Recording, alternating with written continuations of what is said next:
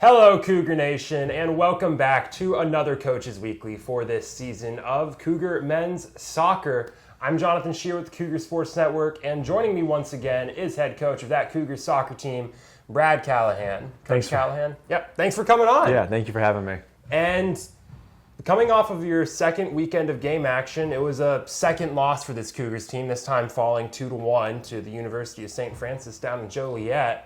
But stats-wise and pressure-wise, your team played very well this past week, put up more than double the shots that St. Francis did.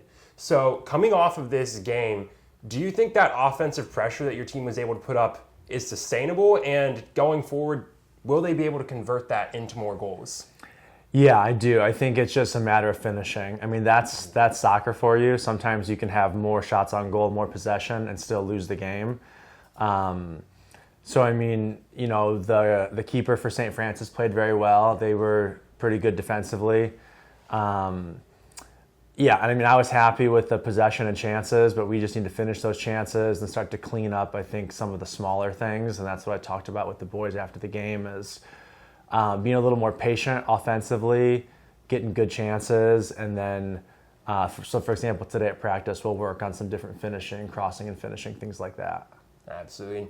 You talk about finishing, taking chances. Your one goal this last weekend came from Spencer Nicholson, and it was on a bit of a messy play in the box, loose ball around. He was able to just get it kicked towards the net, and it finds its way to the back of the net.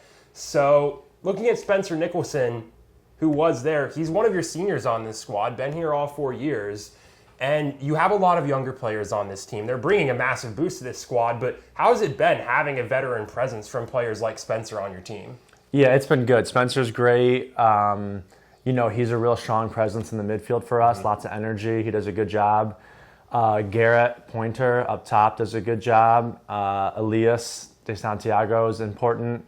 And then Gio Velasquez, who unfortunately got hurt this game, is very important. Julian Yanez, those guys are all seniors for us, all important players. I'm trying not to leave anybody out. I don't know if I did. But yeah, I mean, I think, you know, Julian and we'll have a freshman center back, Jose Garcia, will have to play in the middle, and Gio hurt his knee, so that's really going to hurt us. He's a valuable player. But I think, you know, we have a good, deep squad, so that's good. Yeah, and honestly, looking at that depth, something that stood out from this last game was you had 11 players coming in off the bench against St. Francis. Those minutes were really spread out across the entirety of your roster. Is that sort of going to be a strategy for your team going forward, taking advantage of a deep bench? Yes, I think so. I mean, I think the difference in a lot of these guys is very small. And so I want to keep them motivated, keep the environment very competitive.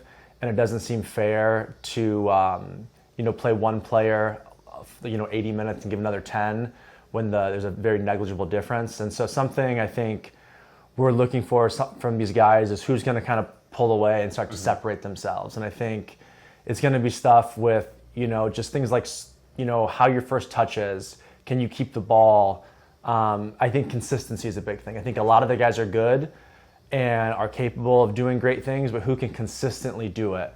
Who's going to start to communicate more? That's something I've been stressing to the guys. Sometimes defensive organization is lacking a little bit, and so much of that is talking, communicating, who's going to orchestrate that on the field. So I would like to continue to have a lot of guys play and have a very high level of energy. I think the fresh legs, and we have a deep bench so we can do that. But at the same time, I want to keep the environment competitive and have people start to try to really establish themselves as go-to guys. Definitely. And as you go forward, you're going to see that continue to develop. And this next week is going to be your team's busiest yet this season, with your team taking on Kuiper College this Tuesday at 3 p.m., followed up by another match with Hope College this Friday at 3 p.m. Both of those games are taking place at home, but still, coming off of back-to-back one-game weeks, how do you prepare your team for a week with more game action than they've seen all year? I mean, I think we did a good job in preseason and doing a lot of fitness. And so, I mean, we're smart about kind of those macro and micro cycles of how we do. And guys who aren't getting a lot of minutes, maybe we'll do a little more in training than guys who did, you know, say like play a full 90. So being smart with that, having a good support staff helps with that. But yeah, I mean, today, like I was saying, we're not going to do anything too intensive. I want to work more on skill stuff, more on finishing, because like we talked about, we didn't really finish our opportunities in that St. Francis game. That could have been a lot different. And then just, I think little things are starting to add up. I talked with the guys about how these little things have a compounding effect. So we'll go over a lot of stuff like that, just individual things you can do skill-wise, to keep the ball, play a little bit smarter. But yeah, we'll have the game Tuesday, practice Wednesday, Thursday, and we'll do it smart so that their legs are good to go. Absolutely. And well, thanks again, Coach Callahan, for joining us this week. And like we mentioned, Cougars back on the pitch this Tuesday, taking on Kuiper College Cougars here at home, right here in River Forest at 3 p.m.